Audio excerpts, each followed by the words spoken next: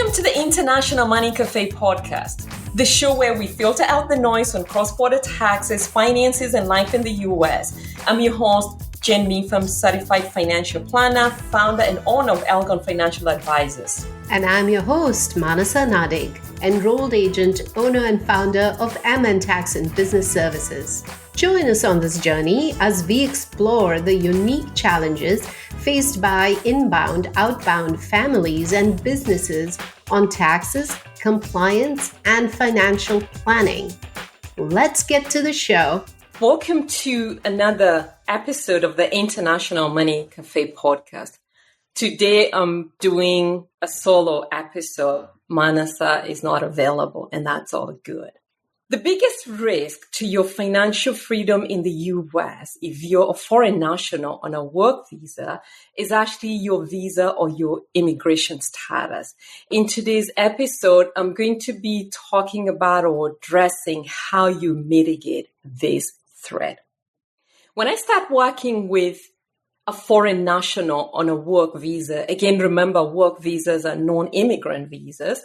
We always start with, obviously, their priorities. What is it that brought them to me?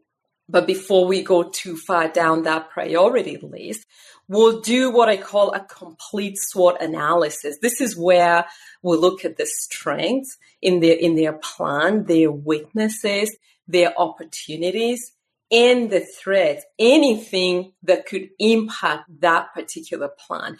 It doesn't matter how good a plan is that we come up with if we don't address what could be threats. So think of it as literally risk mitigation factors or risk mitigation ideas. The thing I find for anybody, a foreign national on a work visa, their main threat is anything that impacts their way of earning a living. And we're talking about jobs. So this could be insurance, could be anything like that. But really the biggest threat is anything that could cause them to stop working at that job. What I'm addressing or what I'm talking about is the threat of losing a job when you're on a non-immigrant work visa. So before we talk about what that entails, let's sort of talk through the typical profile of what I see of foreign nationals on work visas. And by the way, I fit that typical profile because I was once a foreign national on a work visa. Most of these people, they're most likely the first in the family to move to the US. What that means is a lot of times there's some expectations that you're going to be helping family back home. You may be expected to help educate those who are coming in after you, which means there are other competing demands on your income. Most of these folks tend to be young, and by young, I mean they tend to be in the ideal employment age, something like, let's say, 25 to around 50. And those are the best times to really make a great income, to work on your career, to start saving for retirement, that type of thing. They tend to be really hard workers. They tend to be really the best from where they're coming from, especially the ones who really started out on as F1 student, which again was my situation. I started out as an international student, as an F1 visa student. They're very hard workers. They have great academic credentials, but that doesn't always translate into the U.S. financial system, which is why I love to educate folks on the possibilities and what they can get out of the system. But first, we have to address that particular threat. As F1 students, like a lot of, let's say, U.S. college students, they really didn't have a great income. Remember, your working options are very limited on the visa. I like to think of college students as being relatively poor compared to people who are working. And when that first paycheck hits, it can be maybe not overwhelming, but sometimes it's like, oh, I got all this money. Now I don't know what my priorities should be. Should I go out and buy a house? What should I do with this money? And it's where I get a lot of people will call and say, okay, I just had this job and I'm wondering, should I buy a house? What should I be doing with this money? But what I say is, okay, hold on. It's great. You got this great income, but let's address what could really be a threat to this great income. And by the way, most of them, they're single, they have young families with kids who were born overseas or kids who were born in the US, but relatively young.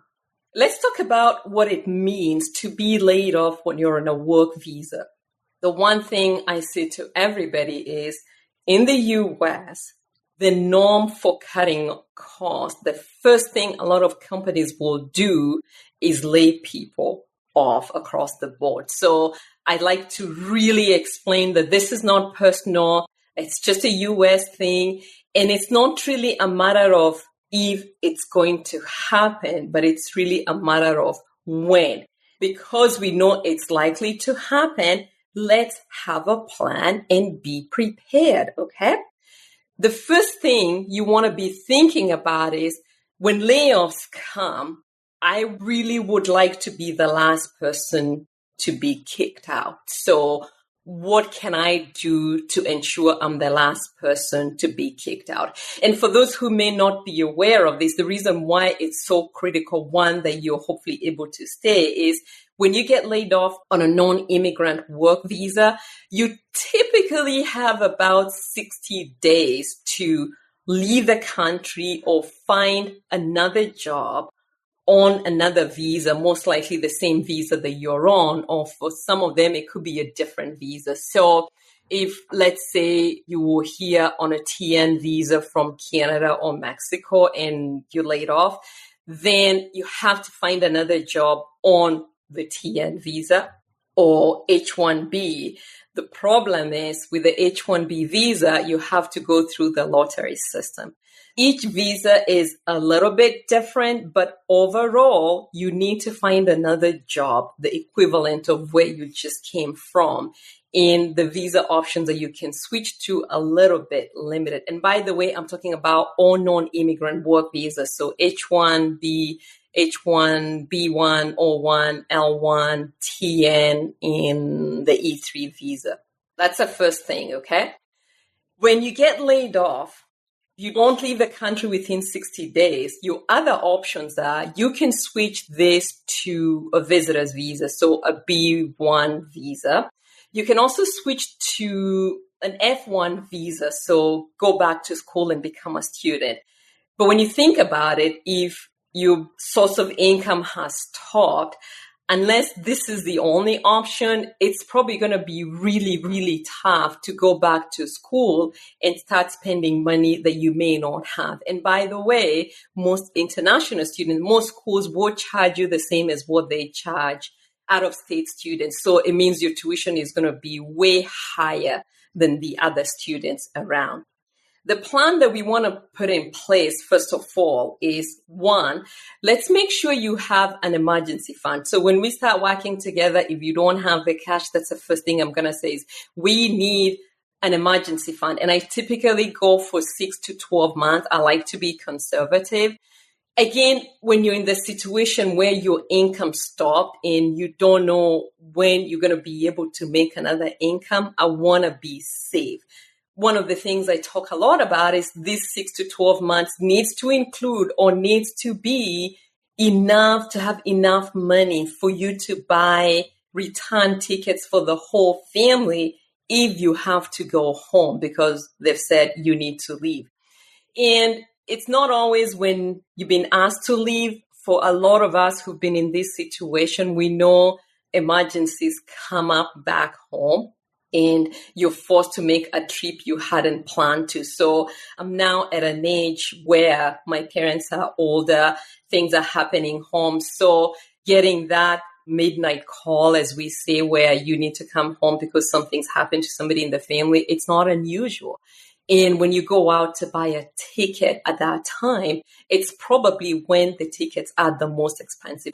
You understand why I want you to have a nice chunk of money in that emergency bucket. And this money really should be in a high yield online savings account. That I find is the easiest place to put it because you want it to be easily accessible. Let's defer big money decisions. The one question I get a lot about is, okay, I want to buy a house, or so-and-so's daughter or son bought a house. Can we go out and buy a house? And I'll say, yes, but hold off. That's a really big money decision. And that's a decision that I want us to think about. If you're not sure, is this a decision that calls for me to really be permanent in the US? So if it's that kind of a money decision, I'll probably hold off a little bit, because there are other things we want to do with this money that I'll be talking about as we go through. When it comes to investments, again, I know we're very keen to invest. We have all these great ideas, passive income, active, the whole 9 yards. What I'll say is, okay, let's start with the 401k and go up to the match if your company has a match. But you don't need to rush off to do the Roth IRA. There are actually some issues with that, depending on where you're coming from or where you think you're going to end up being. But if you really have to invest, prioritize a taxable account. This is very flexible. It can be used for a lot of things. It's a great way for you to kind of start going down that path if we need to. Again, we have some other money decisions we want to make, but this is if the question comes up, okay?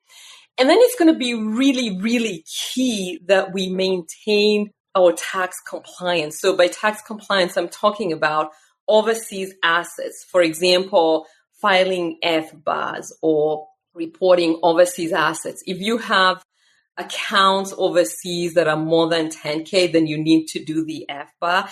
And I've seen lately a lot of people that really haven't been doing anything with them, or they never filed because they didn't know. And I completely get it. It's not like somebody stands there when you're getting your immigration papers and say, oh, remember to do this. So I completely get it.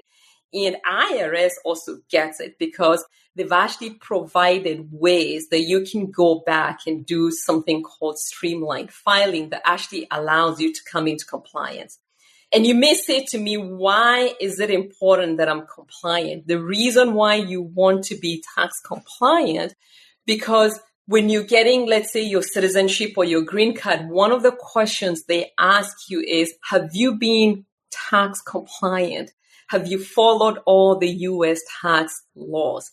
You want to be able to answer yes and have the evidence to show that. Let's make sure we're being tax compliant as we're putting this plan together. And then we'll come to your spending plan. And this is where I said, I know there are things you want to do with the money, but there are two very distinct buckets that I want to see in your spending plan, and that I recommend that we highly, highly fund and actually use.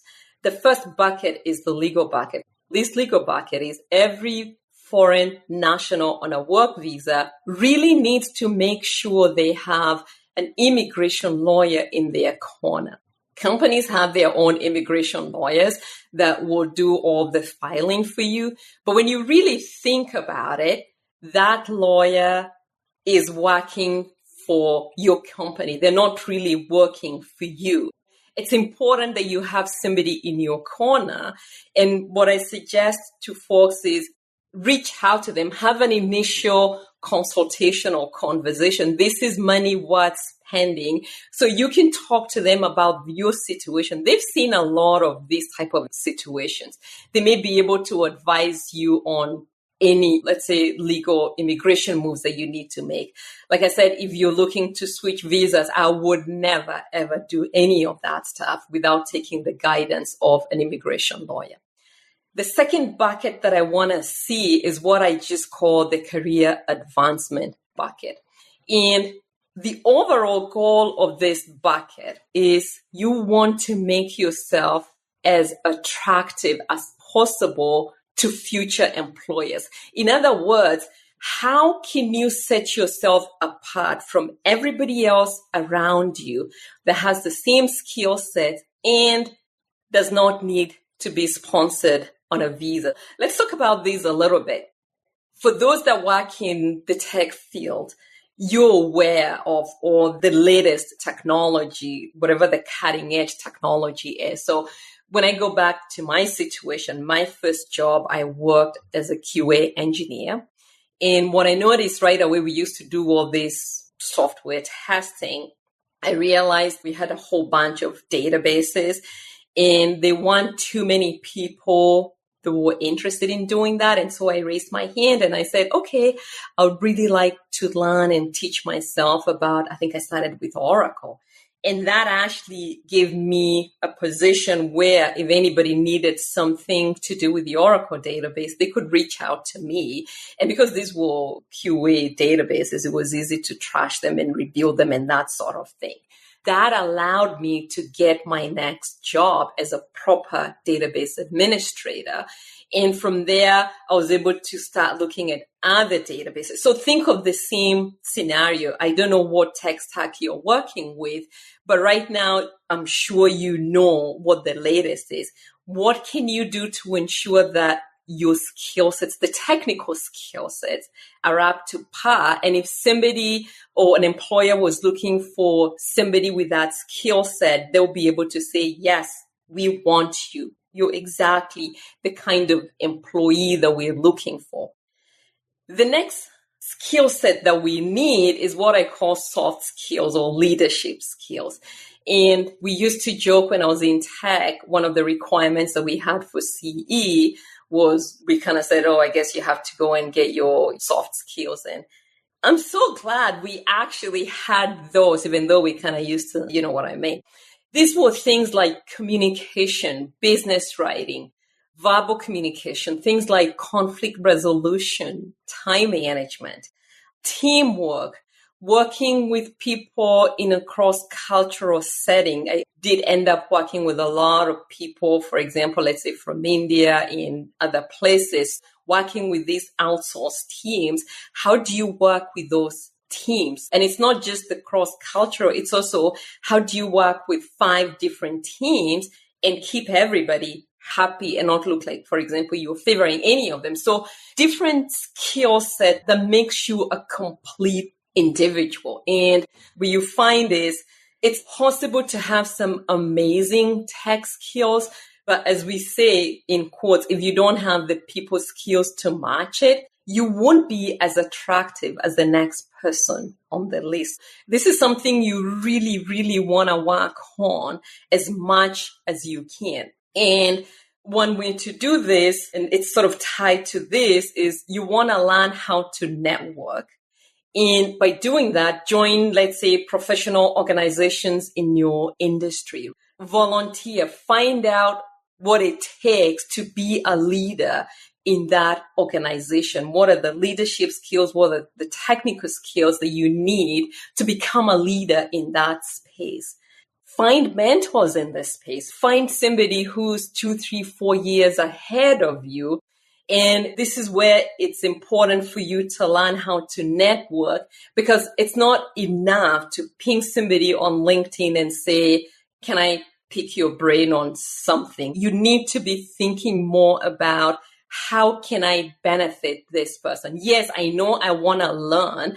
I know I want to become a valuable employee. I know I want to improve my skill set, but you need to approach the relationship as, how can I help this person? What can I help them with? Because people are very busy. And trust me, I think people have gotten to the point where they're a little tired of, can I pick your brain? As much as they want to help, it's not always possible. So again, think, how do you stand out when you reach out to somebody? Along the same lines, don't be afraid to switch jobs. I think if you're at a job 2, 3, 4 years, at some point, if you're not careful, you're going to end up losing the cutting edge technology that may be prevalent in that industry. So don't be afraid to switch jobs. The only thing I'm going to say is, as you're switching jobs to improve your skill set, keep an eye on your immigration status. And this is where it really helps to have that immigration lawyer in your corner. Because let's say, for example, you're on the H-1B visa and you have an approved I-40 and you end up switching jobs, and I think you've been at the job for between 3 and 6 months, I don't remember the exact number, you end up losing that privilege. So when you go to the new job, they have to start the whole process all over again. But if you wait until, I think after the 6 months and you move over, you switch jobs, then you're able to make a complete transfer, and that just carries over, that just carries forward. Keep an eye on that. Timing is really, really key with every career move that you're making when you're a foreign national on a work visa. The other thing to consider is if you want to stay in the country permanently, that means you want to get a green card. Are there other ways that you can get the green card, and what can you do along those lines? So most companies that are willing to file for you, they'll most likely file it, and I think it's either the EB3 or maybe the EB2 category. Try and find out. And again, this is where having this immigration lawyer helps. So other people who were in the space that have done that. Is there any way you can start to build your EB1 category, or even possibly EBNIW, which is actually a category where you can actually file for yourself? So find out what the skill set is, and don't assume that you can't qualify before you say, yeah, I can't. Seriously look into it and see what's possible. What is it that you need to do to start building that profile? And again, like I said, I've seen a ton of people on LinkedIn that talk a lot about some of that. Other ways of getting your green card, consider the green card lottery. I do know people that have won and have ended up staying in the US because of that. And at least that means their job is not as highly impacted, or their livelihoods are not as impacted if the company was to let them go. If you're married, is your spouse on a dependent visa? If they are, remember that career advancement bucket? Can we use some of that money to help them gain skills that allow them to get a job in their area, in their space? Because if they get a job and they get their own work visa, at least if one of you is kicked out, you at least have each other to fall on. Remember what I talked about with the dependent visas. You can do that. Other things that we can be thinking about, you're talking to everybody. I think we've talked about talking to everybody, the networking. Oh, finally, I know this was the one thing I said I don't want to forget. Interview. Please, if you can, do mock interviews. I talk to people and I ask them, if you're to interview for this particular job, what would they be looking for? And they're like, oh, or B, what are your strengths? What are you bringing to the table? Everything else, you get good by practicing. So practice your interview skills.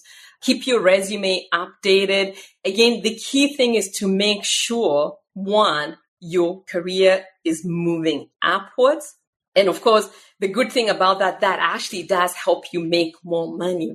But at the same time, if something was to happen to your primary job and they say, okay, you're out of here, hopefully you'll be the last person to be kicked out. And if you're the last person, you still have an opportunity or a chance to find something else in this space. Hopefully that helps you really start thinking about that particular thread, because it really can and does impact your idea of the American dream and your financial freedom. And with that, Manasa typically does this little bit, so I'll do my best. If you like this episode, please go to our website, theimcafe.com, and join our newsletter and let us know what you think about the episode, or if there are other ideas or things you'd like to see us address. And with that, thank you so much. Bye. Thank you for listening to the International Money Cafe podcast. The content is for informational and educational purposes only and should not be used as a substitute for professional advice. Seek the advice of your qualified service provider with any questions you may have regarding your cross-border finances and tax needs.